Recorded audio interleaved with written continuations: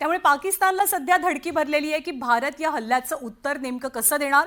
काही ठिकाणं आहेत पाकिस्तानमधली खास करून की त्या ठिकाणांवरती एअर स्ट्राईकची भीती ही पाकिस्तानला वाटते। ती ठिकाणं कोणती कोणती आपण जाणून घेऊयात। सगळ्यात महत्त्वाचं ठिकाण म्हणजे जेव्हा सर्जिकल स्ट्राईक झालेले होते तेव्हा अर्थातच बालाकोटमध्ये सर्जिकल स्ट्राईक झालेला होता। आता पाकिस्तानमधलं सगळ्यात महत्त्वाचं शहर म्हणजे कराची शहर। तर याच कराचीमध्ये सर्वात मोठा सर्जिकल स्ट्राईक होईल अशी भीती पाकिस्तानला वाटते आणि त्या दृष्टीनं पाकिस्ताननं कराचीच्या सीमा आधी सुरक्षित करायला सुरुवातही केली आहे। दुसरं महत्त्वाचं शहर म्हणजे पाकिस्तानमधलं रावळपिंडी। इथे हल्ल्याची भीती पाकिस्तानला का आहे? कारण सातत्यानं असं सांगितलं जाते की ज्यांनी पहलगाममध्ये हल्ला केला त्या सगळ्यांचे हँडलर्स जे होते ते रावळपिंडीमधनं त्यांच्या संपर्कात होते।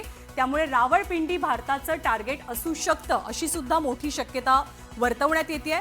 त्याचबरोबर इस्लामाबाद हे अत्यंत महत्त्वाचं शहर पाकिस्तानमधलं।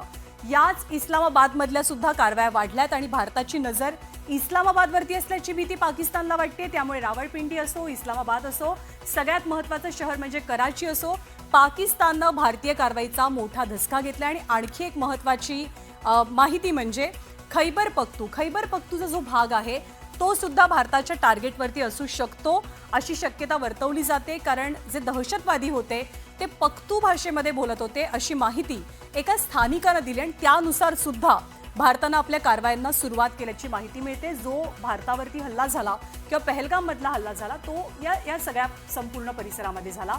त्यामुळे आता याच परिसरावरती झालेल्या हल्ल्याचा बदला भारत पाकिस्तानातल्या कोणकोणत्या शहरांवरती एअर स्ट्राईक करून घेईल याचा धसका पाकिस्ताननं घेतला। याची भीती पाकिस्तानला सतावते आणि त्या दृष्टीनं पाकिस्ताननं सुद्धा सुरक्षा कवच वाढवायला आता सुरुवात केली आहे।